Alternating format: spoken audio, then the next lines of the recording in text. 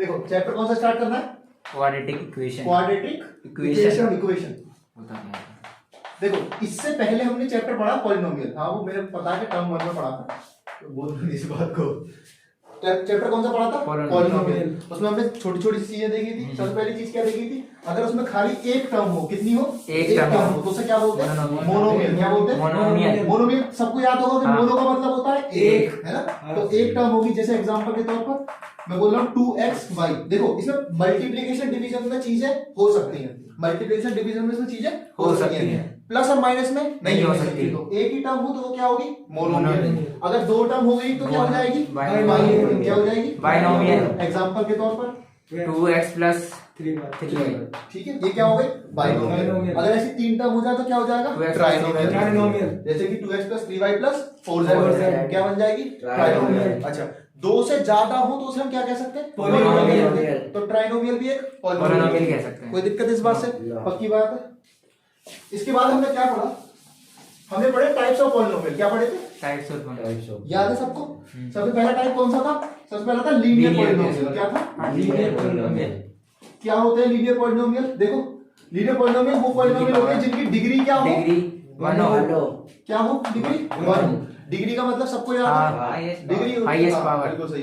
किसी भी इक्वेशन की, किसी भी highest पॉलिनोमियल की जो वेरिएबल की जो मैक्सिमम पावर होती है उसे क्या बोलते हैं? डिग्री बोलते हैं। तो वो पॉलिनोमियल जिसमें डिग्री क्या हो? 1 हो, उसे क्या बोलते हैं? लीनियर पॉलिनोमियल बोलते हैं। जैसे एग्जांपल के तौर पर 2x + 3y या फिर 2x + 3, ये सब क्या है? Linear polynomial. किसके एग्जांपल है? Linear polynomial. दूसरा था क्वाड्रेटिक पॉलिनोमियल। क्या था? Quadratic polynomial. क्वाड्रेटिक पॉलिनोमियल क्या होता है? जिसकी डिग्री 2 हो। जिसकी डिग्री क्या हो? 2। क्या हो जिसकी डिग्री? 2। कोई दिक्कत इस बात से? नहीं। गड़बड़ हो गई है। चलो कोई बात नहीं, बाद में डिस्कस कर लेंगे उस बात को। जिसकी डिग्री क्या हो? 2। 2x + 3x जैसे इसलिए 3x + 4। ये क्या है? क्वाड्रेटिक पॉलिनोमियल है। यहीं पे अगर डिग्री 3 हो जाएगी तो क्या बन जाएगी? क्यूबिक पॉलिनोमियल बन जाएगी। क्या बन जाएगी? क्यूबिक। ये सबको याद है? हाँ। पक्की बात है। देखो अब जरा अपने चैप्टर पे वापस आ जाते हैं। जब भी हमारे पास कोई भी क्वाड्रेटिक पॉलिनोमियल हो, क्या हो? Quadratic polynomial. और हम उसे इक्वेट करते हैं =0। क्या करते हैं? =0। तो उसे क्या बोलने लगते हैं? क्वाड्रेटिक Quadratic इक्वेशन बोलने लग जाता है। क्या बोलने लग जाता है? Quadratic equation। किसी भी क्वाड्रेटिक पॉलिनोमियल को, जैसे कि ये क्वाड्रेटिक पॉलिनोमियल है, इसे मैं किसके बराबर रख दूं? 0 के बराबर रख दूं तो ये क्या बन जाएगी? क्वाड्रेटिक इक्वेशन बन जाएगी। क्या बन जाएगी? Quadratic equation. इसमें आप देख रहे होगे दो चीजें हैं। एक तो हमारे पास वेरिएबल कौन सा है? x है। अच्छा 2 वेरिएबल, 3 वेरिएबल, ये 1 वेरिएबल सबको याद है, उसमें तो कोई दिक्कत नहीं। अगर टाइप ऑफ वेरिएबल एक है तो वो quadratic equation in 1 variable. Type of variable 2 है, जैसे कि एक x भी आ गया और एक y भी आ गया, तो वो हो जाएगी क्वाड्रेटिक इक्वेशन इन 2 वेरिएबल। सबको याद? कोई दिक्कत तो नहीं। इसमें आप देख रहे होगे और छोटी छोटी चीज देख लेते हैं। वेरिएबल क्या है? x है। वेरिएबल के साथ जो आते हैं उन्हें कांस्टेंट नहीं कोएफिशिएंट बोलते हैं। याद होगा इस बात का। और जो बिना वेरिएबल के आते हैं उन्हें कांस्टेंट बोलते हैं। ठीक है जी, कोई दिक्कत?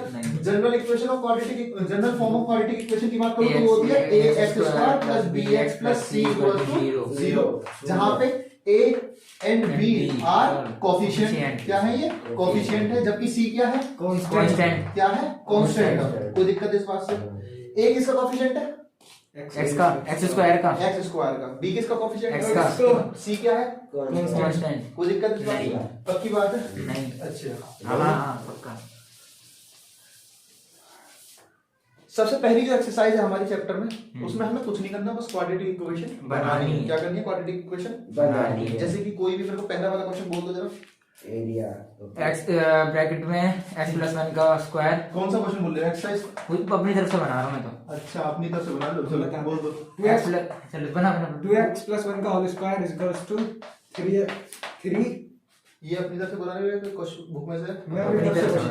3 कौन उसमें ब्रैकेट में x + 5। 3 बाहर है। हाँ, ब्रैकेट में बाहर x है। + x + 5। ठीक है जी। अब देखो उसका क्या करना है हमें? क्वाड्रेटिक इक्वेशन चेक कर। अच्छा ये अगर तुम्हारी बुक के हिसाब से मैं बात करूं तो ये क्वेश्चन होगा check whether the following is quadratic equation और नॉट। चेक करना है कि क्वाड्रेटिक इक्वेशन है या फिर नहीं है। सिंपल। क्वाड्रेटिक इक्वेशन करने के लिए हमें क्या करना पड़ेगा? अगर उसकी डिग्री 2 आए तो वो क्वाड्रेटिक इक्वेशन होगी, और अगर डिग्री 2 ना आए तो वो क्वाड्रेटिक इक्वेशन नहीं होगी। सॉल्व करते हैं, सिंपल हमें पता चलेगा। सॉल्यूशन देखो जरा। ये इसका स्क्वायर है, सिंपल स्क्वायर बोलेगा a + b का होल स्क्वायर। क्या होगा? a का स्क्वायर + b का स्क्वायर + 2ab = 3x + 15। 5। हाँ 15 अरे अभी मल्टीप्लाई करी ना ओहो 5 ही बोला था। आप मल्टीप्लाई कर दो 3x प्लस 15 आ जाएंगे। ये बन जाएगा 4x स्क्वायर प्लस 1 का स्क्वायर 1 प्लस 2 2 जा 4x equals to 3x plus 15। और टर्म्स को इधर लेके आओ। ठीक है 4x स्क्वायर प्लस 4x ये इधर आएगा तो माइनस का हो जाएगा, माइनस का 3x plus 1 as it is, ये इधर आएगा तो माइनस का हो जाएगा, माइनस का 15 इक्वल्स टू 0। सारी चीजें इधर आ गई तो इधर क्या बचा? बस 0। तो 4x स्क्वायर 4x प्लस का 4x और माइनस का 3x plus minus minus 4 minus 3 1 तो प्लस का x साइन बड़े वाले का आएगा प्लस 1 माइनस का 15 तो माइनस का 14 इक्वल्स टू 0। क्या हमारे पास इस इक्वेशन में डिग्री 2 है? यस तो ये क्वाड्रेटिक इक्वेशन है। यस इट आगे इज बात समझ में पक्की बात है, हम लिख सकते हैं yes it is a quadratic equation. It is a quadratic equation ठीक है जी, कोई दिक्कत इस बात से नहीं है। पक्की बात है? नहीं श्योर हो? हाँ पक्का। ठीक अभी तो डायरेक्ट है क्या? इसमें हमारे पास और क्या होती है? वर्ड प्रॉब्लम्स होती है। क्या होती है? Word problem. इसमें हमारे पास वर्ड प्रॉब्लम्स होती है, फिर हमें उसे सॉल्व करना होता है और ये बताना होता है कि इसमें क्वाड्रेटिक इक्वेशन है या फिर नहीं है। जैसे एग्जांपल के तौर पर कोई भी इक्वेशन निकाल दो। The area of rectangular plot is 528 meters. ये आसान है, कोई सा भी बोल दो, कोई फर्क नहीं। एग्जांपल बोल दे कोई सा। नहीं क्वेश्चन बोल दो। कितना दे रखा है? एरिया बताओ। कौन सा क्वेश्चन है जरा? एक्सरसाइज 4.1 क्वेश्चन नंबर 4.1 में the area of a rectangular plot क्या question number? 1 question number first का फर्स्ट, सेकंड का फर्स्ट सेकंड का फर्स्ट। हाँ सेकंड का फर्स्ट बोलो। बोलो the area of a rectangular plot is बोलो बोलो बोलो। 5 to 8 meter square the देखो length of एरिया the कितना दे रखा है हमें? 528 मीटर square आगे the length of a plot in meter in one more than twice its breadth Plus 1. we need to find the breadth and length and breadth of the plot। ठीक है, देखो तेरा क्या रखा है कि जो लेंथ है उसकी एरिया, जैसे मान लो लेंथ क्या है? एल है, लेंथ को एल मान लो और ब्रेथ को बी मान लो। ठीक है, तो क्या रखा है कि जो लेंथ है वो ब्रेथ के डबल से एक ज्यादा है। क्या है? ब्रेथ के डबल से एक ज्यादा है। इसका देखो सिंपल, ये कह रहा है ब्रेथ के डबल से एक ज्यादा है। इसका सिंपल सा मतलब क्या है कि मैं ब्रेथ का डबल करूं। क्या करूं? ब्रेथ का डबल करूं और उसमें एक जोड़ दूं तो किसके बराबर आ जाएगा? लेंथ के। इतना समझ में आया? हाँ। कह रहा लेंथ जो है वो ब्रेथ के डबल से एक ज्यादा है। इसका सीधा सा मतलब क्या है कि मैं लेंथ ब्रेथ का अगर डबल करूं और उसमें एक जोड़ दूं तो किसके बराबर आ जाएगी? लेंथ के बराबर आ जाएगी। ठीक है जी, एरिया हमें इसमें दे रखा है। जरा देखो सिंपल सिंपल सी बात है, area of rectangle L into B क्या होता है? L into B।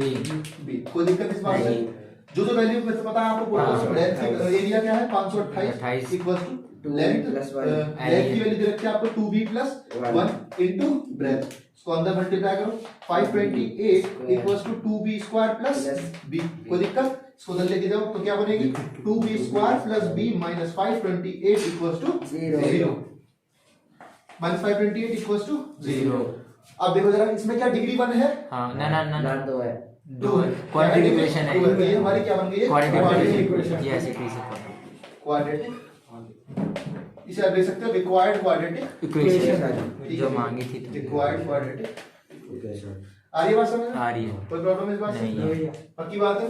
नोट कर लो नियम को किसी को। नहीं कर रखे हैं। नेक्स्ट चले तो फिर ठीक है जी। मैं मेरा क्वेश्चन कौन सा? अ ट्रेन ट्रैवल नहीं क्वेश्चन 4th ये कट गया है भाई, तुम्हें कट गया है कल ही करवाया, सेकंड ही करवाया था भाई। कोई बात नहीं चलो।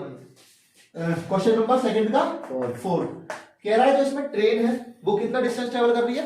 480 किलोमीटर का डिस्टेंस ट्रैवल कर रही है। ठीक है, एक यूनिफॉर्म स्पीड से ट्रेन जो है वो 480 किलोमीटर का डिस्टेंस ट्रैवल कर रही है। कह रहा है अगर हम उसकी ट्रेन की रफ्तार को 8 ज्यादा कर दें, 8 बढ़ा दें तो वो जो टाइम ले रही है वो 3 घंटे कम ले रही है, पहले के मुकाबले 3 घंटे कम ले रही है। ऐसा ही है ना? ये लेस है शायद। हाँ तो कम ही तो ले रही है, 3 घंटे कम ले रही है। ज्यादा सॉरी ज्यादा ले रही है। अच्छा हाँ। ठीक, लेस का मतलब तो कम होता है, मोर बोलना चाहिए था फिर। 3 घंटे क्या ले रही है? ज्यादा ले रही है। आज असल में अगर हम जो ट्रेन की भैया ये था 8 किलो कम कर दे तो टाइम ज्यादा ले रही है, ये मैं कहना चाह रहा हूँ। बिल्कुल ठीक है। तो जैसे मान लो चलो स्पीड को क्या मान लेते हैं? x मान लेते हैं। भाई चीज स्पीड पे डिपेंड करती है, हमें स्पीड ही निकालनी भी है क्वेश्चन में, तो स्पीड को क्या मान लो? x मान लो। Let the speed of train be x।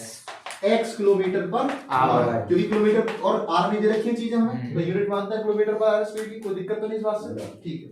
According to question क्या कह रहा है कि अगर वो मान लो x की स्पीड पे चल रही है, और स्पीड का फॉर्मूला क्या होता है, डिस्टेंस अपॉन टाइम, तो अगर वो x की स्पीड पे चल रही है तो x की स्पीड पे चल रही है, डिस्टेंस चला उसमें 480 किलोमीटर, मान लो से t1 टाइम लगा, कितना लगा, t1 टाइम लगा, तो यहाँ से t1 की वैल्यू क्या आ गई, 480 अपॉन x, कोई प्रॉब्लम इस बात नहीं से है। अब ये कह रहा है कि अगर मैं स्पीड को 8 कम कर दूं, क्या कर दूं, 8 कम कर दूं, तो ऐसे कि मैं केस सेकंड में क्या कह रहा है वो कि अगर मैं स्पीड को 8 कम कर दूं तो क्या स्पीड हो जाएगी x माइनस 8, यस डिस्टेंस से अब भी उतना ये ही x चल रहा है। माइनस 8, मान लो टाइम लगा उसे t2, कितना लगा, T2 कितना टाइम लगा, t2, जो कि 3 घंटे ज्यादा लगा है, लेकिन कितना टाइम लगा इसमें, t2 लगा, तो t2 टाइम कितना आ जाएगा यहाँ से 480 अपॉन x माइनस 8, ठीक इस बात में कोई दिक्कत नहीं है, ये सबको समझ में आ गया, पक्की बात है, पक्की पहले उसमें इतना टाइम लगा था, दूसरी स्पीड में इतना टाइम लगा, ठीक है, कोई दिक्कत इस बात से? नहीं। नोट करना है, नहीं ठीक, खत्म। अभी है, अभी तो आंसर नहीं है, आगे स्पीड, तो फिर खत्म कैसे हो गया, लॉजिकल बात कह रहे हो, देखो वो कह रहा है कि दूसरे बारी में 3 घंटे ज्यादा लगे, दूसरे बारी में 3 घंटे ज्यादा लगे, नहीं यार, दूसरे बारी में 3 घंटे ज्यादा लगे, किसके मुकाबले ज्यादा लगे, पहले बारी के मुकाबले, पहले बारी के मुकाबले दूसरी बारी में 3 घंटे ज्यादा लगे। इसका सीधा सा मतलब ये है कि अगर मैं पहले बारी में 3 घंटे जोड़ दूं तो वो दूसरे वाली के बराबर आ जाएगा, हाँ आ जाएगा, कोई दिक्कत इस बात से नहीं। दूसरे वाली में ज्यादा लगे इसका मतलब पहले वाली में कम लगे, तो अगर मैं पहले वाली में 3 घंटे जोड़ दूंगा तो क्या वो दूसरे वाली के बराबर आ जाएगी, इसमें कोई दिक्कत नहीं है, क्या, इसको मैं ऐसा कह सकता हूँ t2 minus t1 equals to 3 our, इसका मतलब दोनों के टाइम के बीच में डिफरेंस कितना है, 3 घंटे का, वैल्यू पुट करो, t2 कितनी आई थी 480 अपॉन x माइनस 8, और फिर minus 480 upon x equals to 3, इसका सॉल्व करना है सिंपल, 480 कॉमन लेके वहां भेजो तो क्या आएगा 1 upon x minus 8 minus 1 upon x equals to 3 upon 480, कोई दिक्कत नहीं है, काट लो, 4 6 इसका एलसीएम तो क्या आएगा, x ये आएगा, सिंपल इसका एलसीएम लेना है, ये आएगा x माइनस ब्रैकेट में x minus 8 upon x into x minus 8 equals to 1 upon 160, कोई दिक्कत इस बात से, ब्रैकेट माइनस साइन अंदर जाएगा तो ये x माइनस का हो जाएगा और 8 प्लस का हो जाएगा और ये कट जाएगा, तो क्या बचेगा ऊपर 8 upon x into x minus 8 equals two upon 160, cross multiply करो, क्या है 0 8 6 48, 4 गया, आगे का 8 से 12 12, कोई दिक्कत नहीं बात से, x इंटू x माइनस 8, इसके अंदर मल्टीप्लाई करो, इसे देखेंगे जब x square minus 8x minus का 1280 equals to 0, this is the required quadratic equation, check कर लो एक बार, हाँ ठीक है, ठीक है जी, समझ में आया, पक्की बात है, हाँ जी, एक्स स्क्वायर माइनस, भैया प्लस का नहीं होगा इधर आके, माइनस का 8x, नहीं मैं 8x को लेके कहाँ आया, ठीक, यहाँ पर मैं 8x को नहीं लेके आया हूँ, अगर आपको देखना तो मैं 1280 को उधर लेके गया हूँ, मैंने बस इसको इधर लिखा x स्क्वायर माइनस 8x, 1280 इधर गया तो माइनस का आ गया इक्वल्स टू 0, ठीक, आपको देख के लग रहा होगा कि मैंने इसको इस तरफ लिख दिया, उससे कोई फर्क थोड़ी है, जब दोनों बराबर है तो उसको लेफ्ट हैंड पे लिखूं या राइट हैंड पे लिखूं, इस बात से कोई फर्क नहीं है, समझ में आ रहा है ना, मैंने बस इसको इधर लिख दिया, कुछ नहीं लिखा,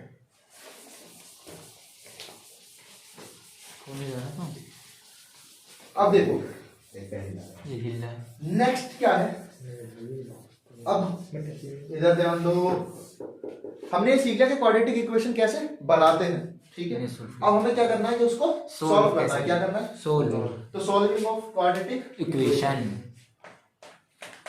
सॉल्यूशन ऑफ क्वाड्रेटिक इक्वेशन, ठीक है जी, इसे सॉल्व करने के 3 तरीके हैं, सबसे पहला मेथड कहलाता है आपकी में है फैक्टराइजेशन मेथड, क्या है फैक्टराइजेशन मेथड, इसी का एक और नाम है, क्या बोलते हैं इसे middle term split, middle term split method, क्या बोलते हैं मिडिल टर्म स्प्लिट मेथड, अभी समझ लेंगे क्या है, दूसरे मेथड का नाम क्या है completing Completing square completing the square method, क्या है completing the square method, completing the square method,